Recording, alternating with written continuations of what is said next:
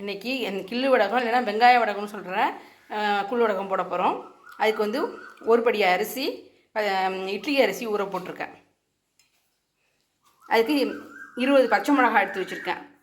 இந்த பச்சை மிளகாவை நம்ம மிக்சியில் ஒரு அரைச்சிட்டு அப்புறம் இந்த அரிசியோடு சேர்த்து நல்லா மையாக அரைச்சி வச்சுருவோம். எப்படின்னு காமிக்கிறேன். இந்தமாரி நல்லா மையாக அரைச்சிக்கணும். பச்சை மிளகாவை அரைச்ச பச்சை மிளகாய் விழுத அரிசியோடு போட்டு நல்லா நைஸாக அரைச்சிடணும். அரைச்சதும் காமிக்கிறேன். இந்த மாதிரி நல்லா நைஸாக அரைச்சி வச்சிடணும். சாயந்தரம் அரைச்சி வச்சிடணும். முடி வச்சுட்டு நாளைக்கு காலம்பரை கூழ் காய்ச்சும் போது காமிக்கிறேன். நேற்று அரைச்சி வச்ச மாவு இது. இப்போ 1 லிட்டரு தண்ணி கொதிக்க வச்சுருக்கேன். அதில் இந்த கட்டி பெருங்காயத்தை போடணும். ஒரு கைப்பிடி உப்பு. இது பெருங்காயம் உப்பெல்லாம் கரையட்டும். அரைச்சி வச்ச மாவில் ஜீரகம், ஒரு கைப்பிடி ஜீரகம்,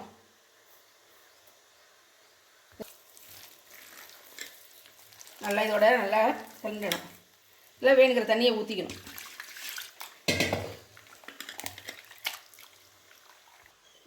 இந்தமாரி கரைச்சி வச்சுக்கணும்.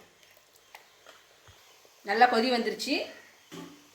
இப்போ இதில் ஊற்றணும். ஊற்றிக்கிட்டே கிண்டணும். அடி பிடிச்சிரும். ஊற்றிக்கிட்டே கிண்டணும்.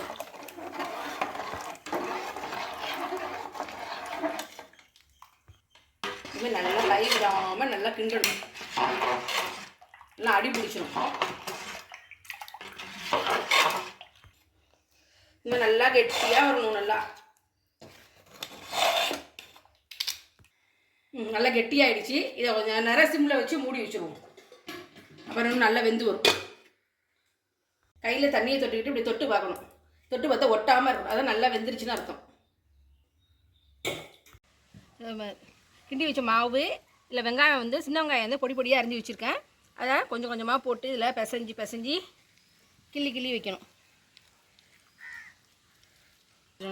கிள்ளி வைக்கணும். இருக்குங்களா? இதுமாரி கிள்ளி வைக்கணும்.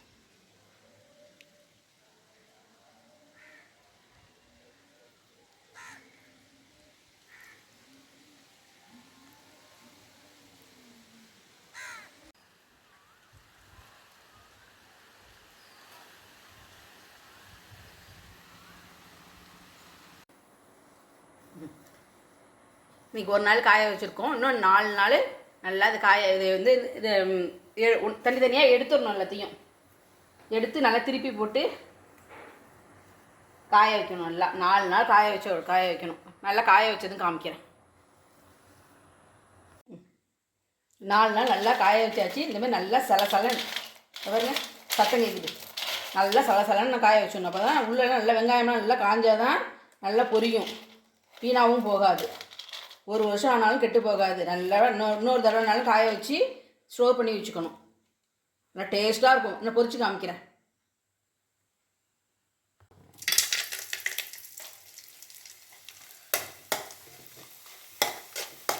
இப்படி சூப்பராக பொரியுது பாருங்க.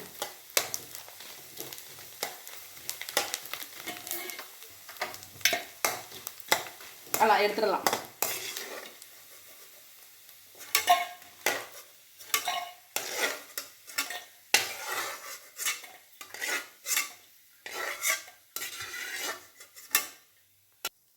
எப்படி சூப்பராக வந்திருக்கு பாருங்கள். இதே பழைய சாதத்தோட சாம்பார் சாதம், ரசம் சாதம், மோர் சாதம் எல்லாத்துக்குமே தொட்டு சாப்பிட்லாம். அவ்வளோ டேஸ்ட்டாக இருக்கும். நீங்களும் இந்த மாதிரியே கிள்ளு வடகம் இல்லைன்னா வெங்காய வடகம்னு சொல்கிற இதை செஞ்சு பாருங்கள்.